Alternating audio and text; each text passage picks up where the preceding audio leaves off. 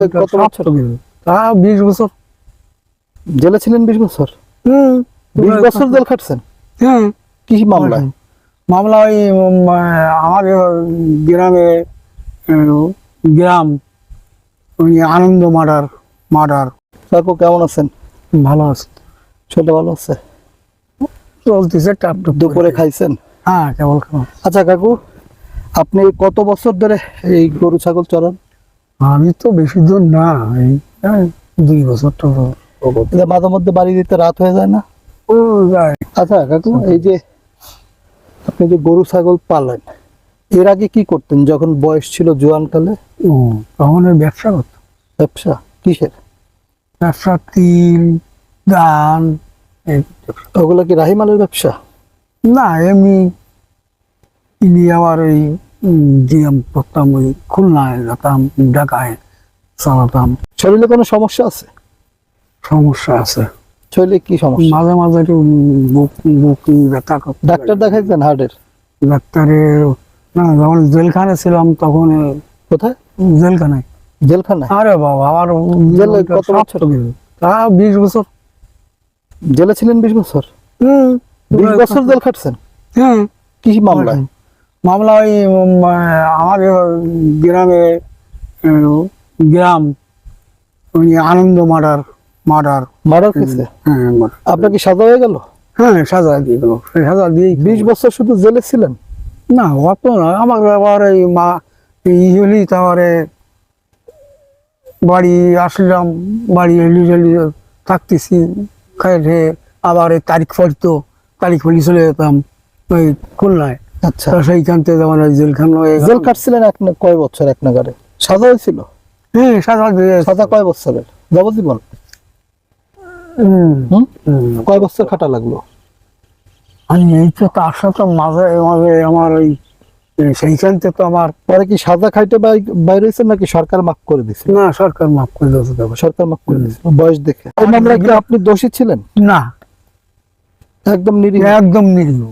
যারা একদম সাক্ষী দিছে এরা আপনার বিরুদ্ধে মিথ্যা সাক্ষী দিছে? সে লোক আছে বাইচা যারা মিথ্যা সাক্ষী দিছে? 3-4 জন চলে গেছে। 3-4 জন চলে গেছে, ইন্ডিয়া চলে গেছে?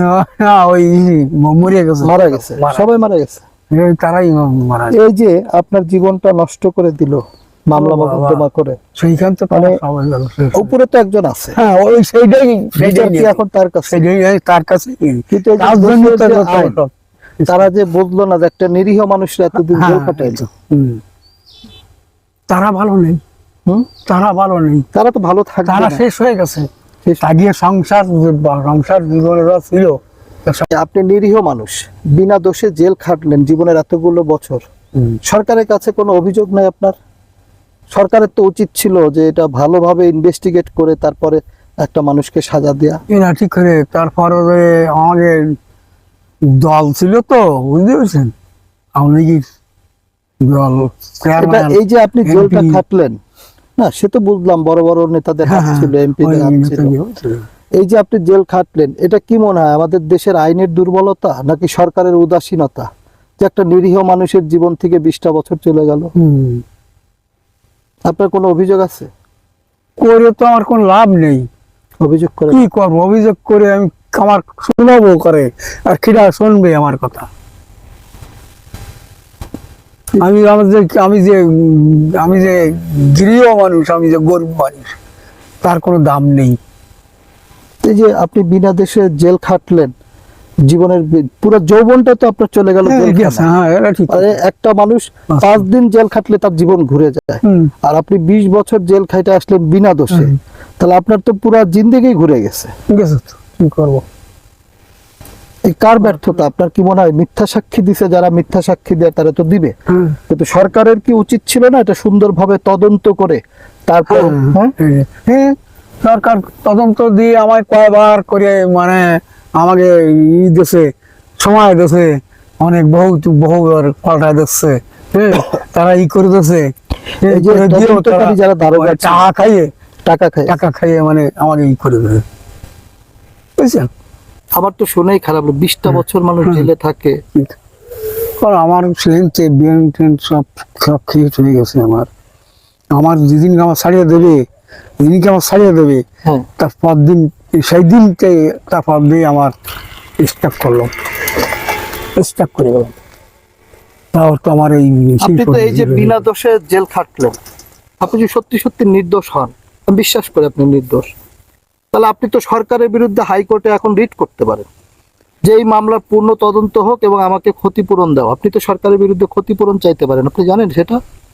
না, আমার সে বলবে কিনা, সেই আর্থিক সঙ্গত না না, আর শারীরিক এই যে- শক্তিও নাই। শক্তিও নাই, বুঝতে এই যে পেরেছেন? 20টা বছর আপনার জীবন থেকে নষ্ট করে দিল, উফ, তাহলে এই জন্য কি ব্যথা। হাহাকার আছে, আফসোস আছে, কিন্তু কিছু বলার নাই কাউকে। হ্যাঁ, তো সব হইবা, আমি বুঝতে পারি কাকা আপনার কষ্ট। বুঝতে হইছে। প্রিয় দর্শক, বিকাশ কাকাকে আপনারা এর আগে যারা দেখছেন বিকাশ কাকার ভিডিও, তারা বিকাশ বালা সম্পর্কে কিছুটা হয়তো জেনেছেন। এই মানুষটা 20 বছর বিনা দোষে এই মিথ্যা হত্যা মামলায় আসামি ছিলেন এবং জেল খেটেছেন 20 বছর। মামলা তো হয়তো আরো বেশি দিন চলেছে। একদম নিরপরাধ, নিরীহ। এই মানুষটাকে দেখলে এটা ঠিক যে কারো চেহারা দেখে আসলে বোঝার উপায় থাকে না তিনি দোষী বা নির্দোষ।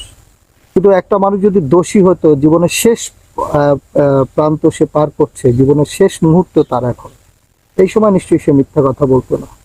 আমার এই ভিডিওটা যদি সরকারের কোনো ঊর্ধ্বতন কর্মকর্তা বা বড় কোনো আইনজীবী বা কোনো মানবাধিকার কর্মী দেখে থাকেন, তাহলে দয়া করে বিকাশ কাকার সাথে যোগাযোগ করবেন। আমাকে ফোন দিলেও আমি তার নাম্বার দিয়ে দিব। বিকাশ কাকার এই ব্যাপারটা একটু দেখবেন। সবাই ভালো থাকবেন, সুস্থ থাকবেন।